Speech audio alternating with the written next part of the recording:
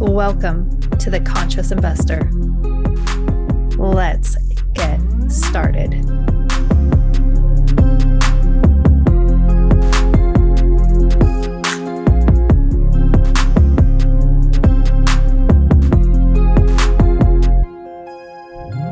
I feel like today's show is going to be like going to a buffet, and I'm going to let you know that right now.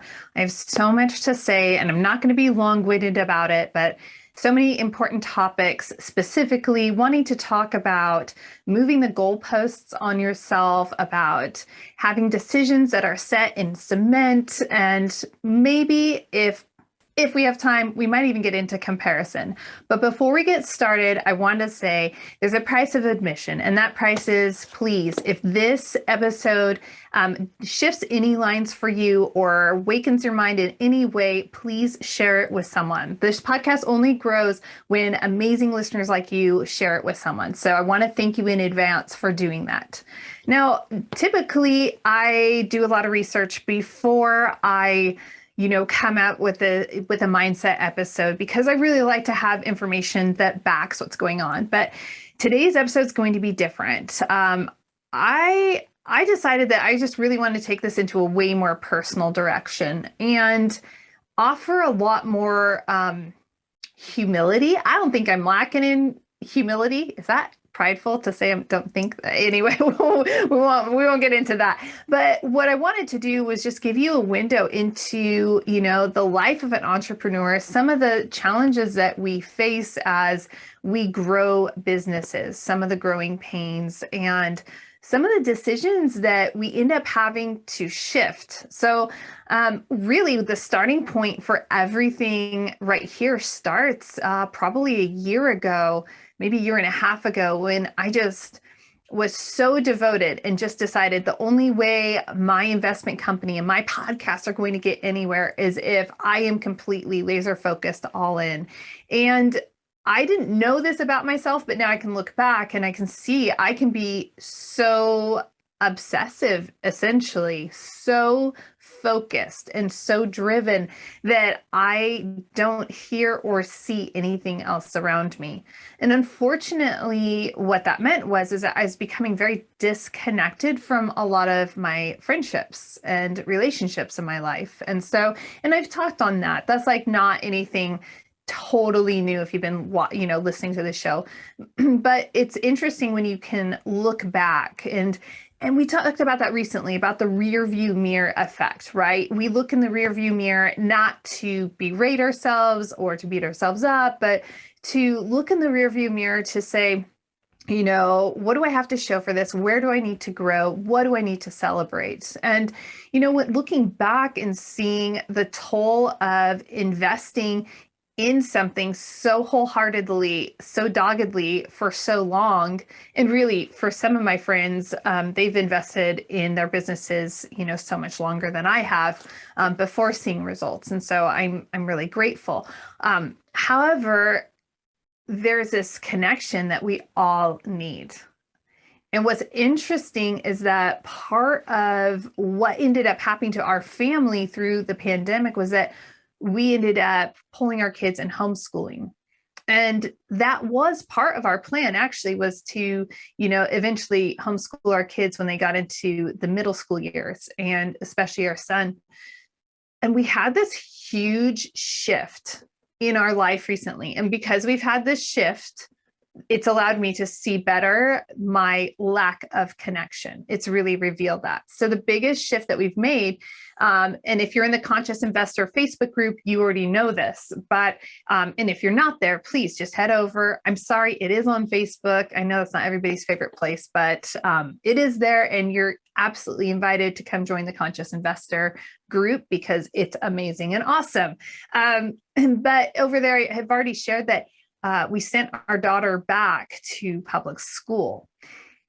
Oh, that takes a lot of humility in and of itself to say, because, I have a background in education. I've been a public school teacher, and I have my opinions on everything because, I'm just straight up opinionated. But this decision was an interesting decision to make, right? And it's interesting to see how when you are looking to do the best things in your life, then the path unfolds before you. For me, I believe wholeheartedly that God clearly will direct the steps of my life if I am listening and seeking and desiring, right?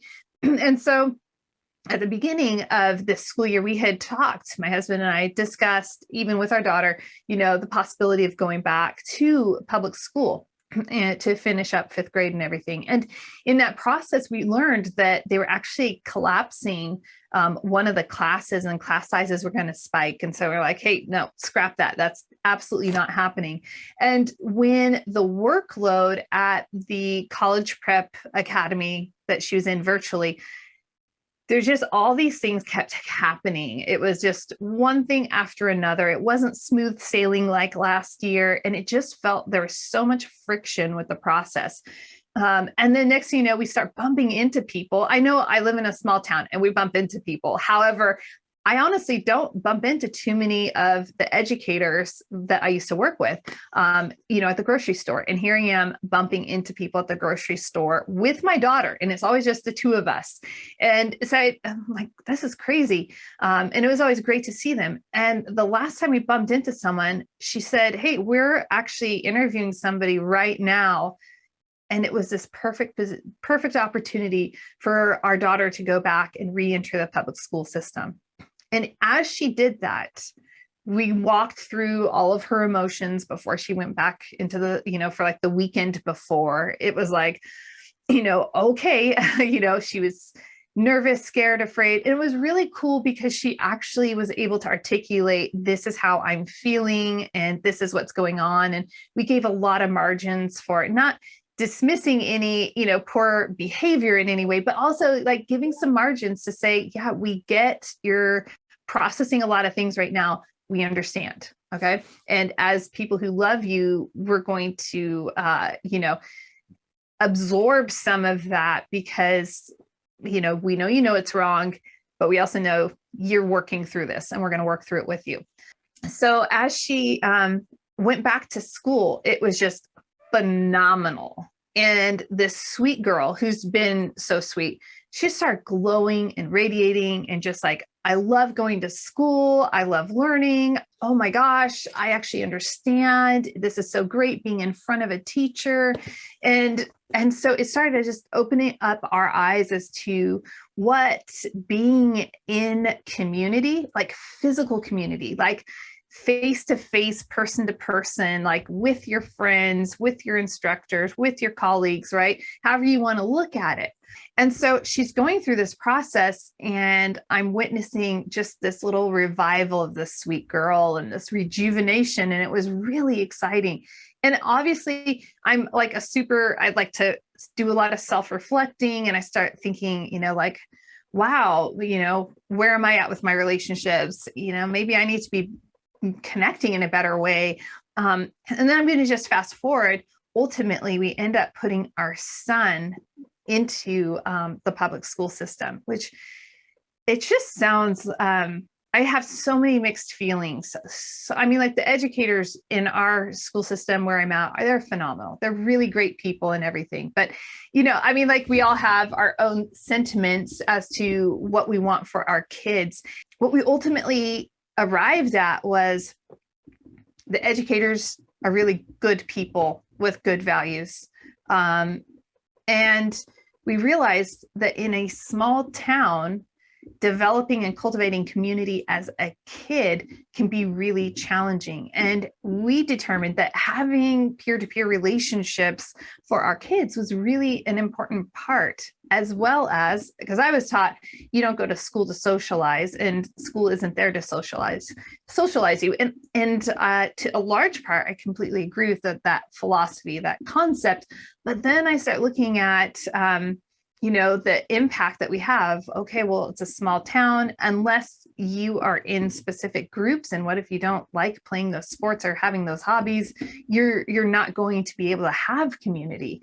And the importance of that, well, we're starting to see how important that is, because our son is now back in the school, as I mentioned, and we're just seeing him flourish. I pick him up from school and he's actually wants to talk to me. Not that he didn't want to talk to me before, but he's alive and invigorated and excited about the things that he's learning and wanting to share about it. And it's exciting to watch that take place.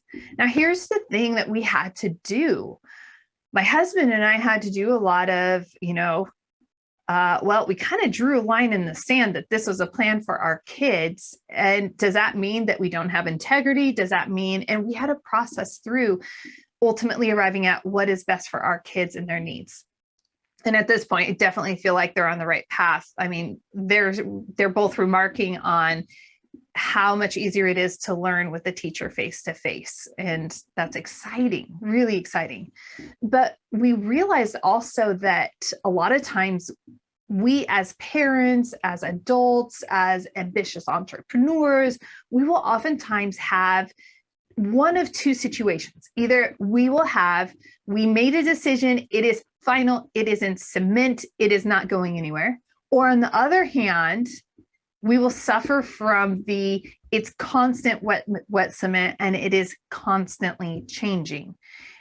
And my husband and I have actually been in both types of cement situations, right? And in this particular instance, with our kids returning back to the public school system, what that represents for us is it's tacky cement, right? So, we thought it was a done deal. It was in cement. It was hard, cured and everything. And yet it wasn't. And we're adapting to what we are seeing needs to take place for our kids. So it's interesting, and I'd love to hear your thoughts. So, if you're not in the Conscious Investor group, head over, join it over on Facebook, and drop your comments there, or just drop them in the comments, in the reviews, wherever you are, or just reach out to me. But I'd love to hear how you handle situations like that, like mentally, psychologically, right? How do you adapt? And I've had this expression that I've used for years, and it says, I say, adapt or become obsolete. And a lot of times we resist adaptation because we're like, but it has to be this way. This was the decision we arrived at. And then we have to realize, or my husband and I have realized, that's the decision we arrived at with our information and our circumstances and our thinking, our personal growth journey up until that point. So it's really interesting, philosophically, are you going to become too relativistic in the world and everything's wishy-washy? And so that's where you go into the wet cement. Here's the danger of the wet cement. The wet cement situation, and my husband and I, we had a very interesting conversation last week. You guys, if you recall, you listened to last week's episode, I was really sick. And I actually canceled a whole bunch of appointments, and my husband and I just hung out for the day because I really couldn't do anything else but hang out, and he had some time, but we were talking and conversing. And one of the ahas we had was that in the wet cement zone, we're continually moving the goalposts for ourselves. And so we know what we want, we know where we're headed, but if you're shifting things often and in any dramatic way, you're never going to arrive anywhere. And so it really will exhaust you and wear you down. And so I want to encourage you, if you are in either of these thinking categories, if you are wet cement, I want you to remember, if you are cured cement, I want you to remember, we do have to go through life adapting. And if we don't adapt, it's going to be obsolete. And basically, we're going to constantly be living that past version of ourselves instead of living into the future version of who we are intended to become, right? And then on the other hand, if you're that person that is struggling with living in the wet cement and things are constantly shifting, and you're never going to arrive where you want and you're exhausted. So I want you to there's a middle ground right there. And it's having a really clear idea as to where are we headed? What do we want to accomplish in life? And if you have a marriage or a partner of any kind, my husband laughed because I said, we're in a three-legged race. And he's like, that is such a good analogy. And so really having that unity is going to help you gain that momentum that you need to get to where you want to go in life. So that three-legged race, right? You have two people, they usually have an arm around a shoulder or waist, and their legs that are touching in the center, those are tied together. And their outside legs can really move easily. And it's easy for one person to charge ahead and for the other person to fall behind, or vice versa. And you have to find your stride in order to be really successful at a three-legged race. So I want to encourage you that getting together, if you're flying solo in life, find one of your close friends that can hold you accountable, or that can be your sounding board, and you can share, hey, this is my vision of where I believe my life is headed. And as you are headed there, I'm thinking, when you're flying at nighttime, even in the daytime, and you are descending down into the city that you're landing in, and you're looking down, you can see that everything becomes clearer. But when you're up 30,000 feet, whatever, in the atmosphere, and you're looking down, everything just seems very generic. Like, oh, cool, there's a mountain range over there, there's a valley, oh, looks like a river, okay, got it. But as you were descending, you were able to see things clearer. And for pilots, I imagine that allows them a whole different vantage point depending on different elements that they are facing.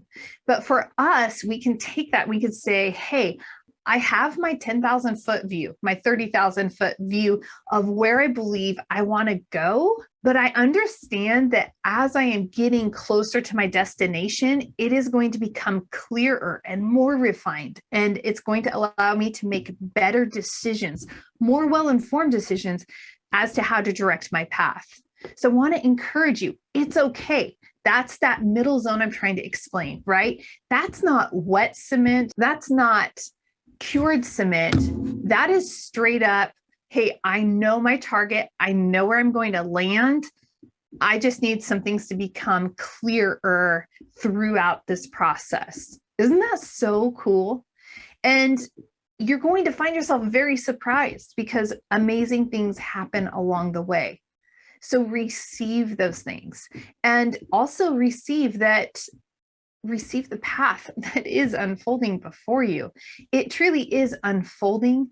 And if you are open to it, and if you are allowing, for me, I completely allow, like, God, take and guide, direct my steps. When you allow that, we don't have it in and of ourselves. We don't have to have it in and of ourselves.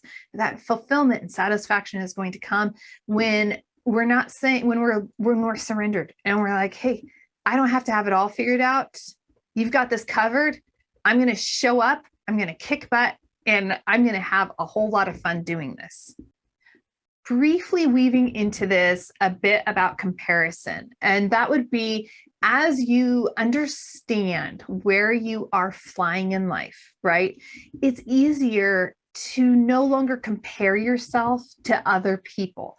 They're going to different airports in life. They're not even trying to get to your airport, okay? Hey, I'm headed to Florida in a few weeks. I'm going to be landing in Orlando.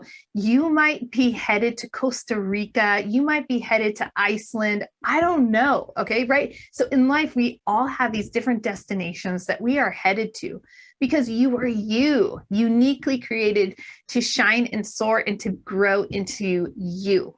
And I am me. And so we can't expect and compare ourselves and the destinations that we're supposed to arrive at. We can't compare.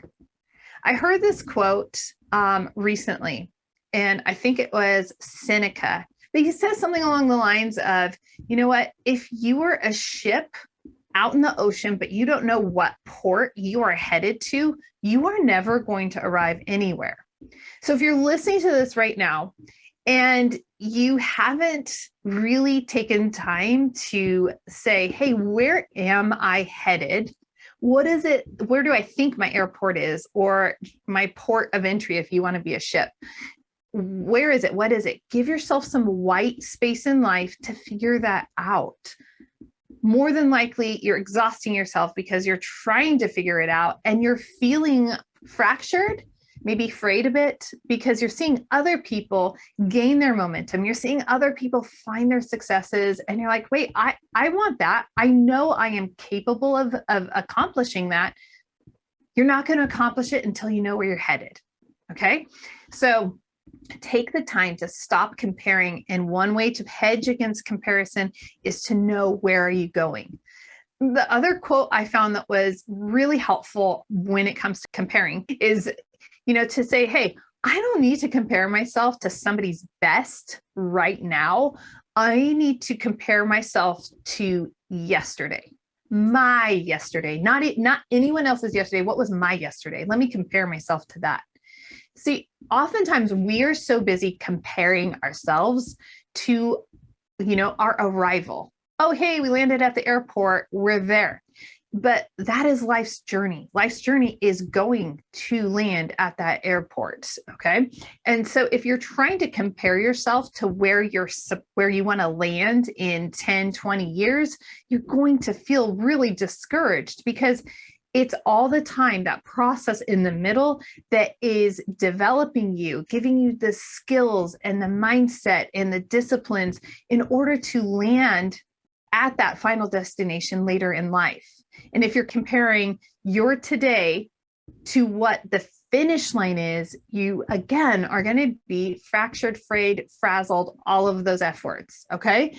And so you got to say, hey, I need to say this. I know where I'm headed because I took the time to find the white space. I figured out where I'm supposed to go. And now I'm going to compare myself. I'm taking daily disciplined actions.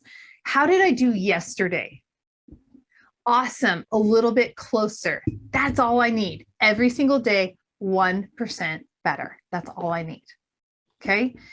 I think that's what I have for you. There's so much more to say, but I really wanted to share just some of that thinking behind the shift in, my kids going to public school, because it's really not necessarily about the kids going to school and all of that, but it's about what's the thinking process behind the decision. How are we making these decisions in life? How are we knowing if we are being successful or not? We don't have to look to other people to say, oh yeah, I'm successful. We have to be able to say, hey, here's my roadmap. Cool, I'm getting there. I'm 1 inch closer. Awesome. That's all I need. All right. You guys are so awesome. I want you to know how much I appreciate you listening and all the awesome things that you guys do. So thanks again for sharing this. If this resonated with you in any way, this podcast only grows because awesome listeners like you take the time to share it with other people that you care about as well. So until next time, live big, love bigger. Feeling alone, disconnected? Conscious investors often feel alone or disconnected because of their unique perspective and desire to expand their thinking. But the journey of a lifetime isn't meant to be solo or forged by grit alone. Join the Conscious Investor community on Facebook. Link arms, exchange ideas, and expand your thinking on finances, relationship, and community. Join the Conscious Investor group on Facebook today.